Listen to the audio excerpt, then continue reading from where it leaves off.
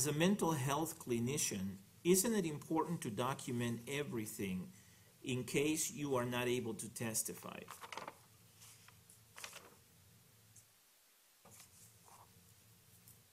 I'm not sure if something precludes me from testifying, like I'm ill or what.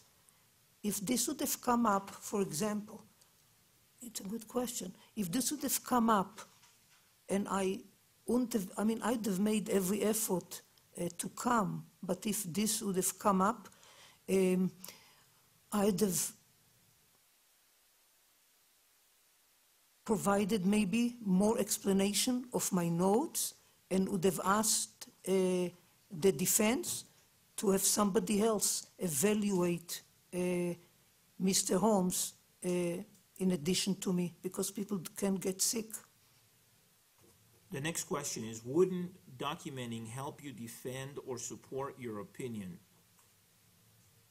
And then the juror says, I don't know if defend is the right word, maybe support is better. I don't think so. I think that, you know, when the whole thing is done, sort of at the end of the day, and you ask me if I'd have had to do it again to obtain the information, I'd have done it the same way. And that's how I've practiced clinically, by obtaining the information, integrating it, and providing it in the best way that I can. I mean, if there would have been more time, I could have been sitting for hours. And, you know, as I said, writing down all the notes, and he said, and I said. But I don't think that videotaping, my perception, my clinical, that if I would have come to the first interview and have begun to videotape him, I would have not been able to get the same information. It depends on the status of the person.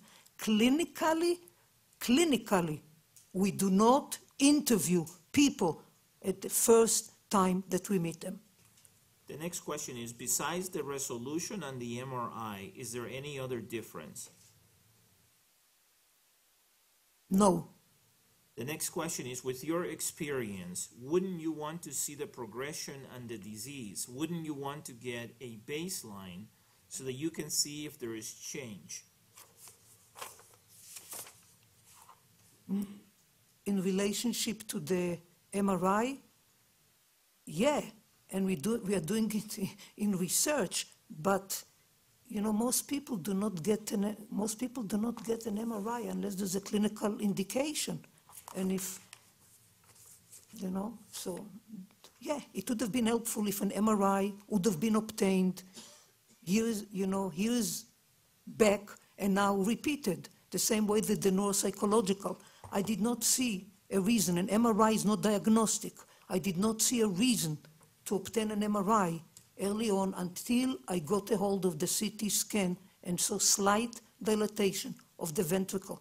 And I saw the decline in his cognitive measure and was wondering what else is going on in his brain. Just because someone has a serious mental illness, does that mean that he is insane? No.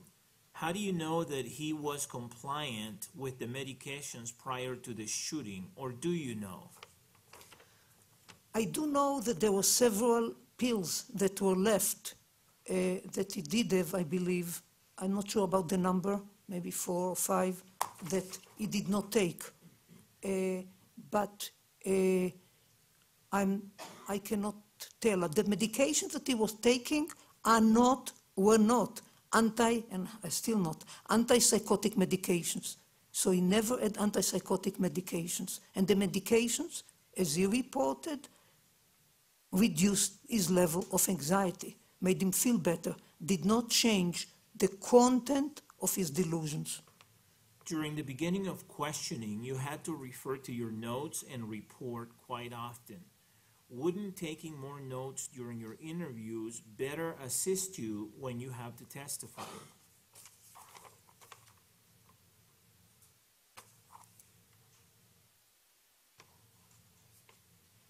I referred to my notes in order to refresh my memory when asked specific questions. When did you get this document? Or did you see this document? And I've seen so many documents that at times I had to look at the dates, and I've prepared for myself a table with dates that I kept track of. When did I get it? When did I review it? So that I have a log of activities. But I do not believe that if I would have been writing another multiple pages and reading them, the result, the conclusion would have been any different.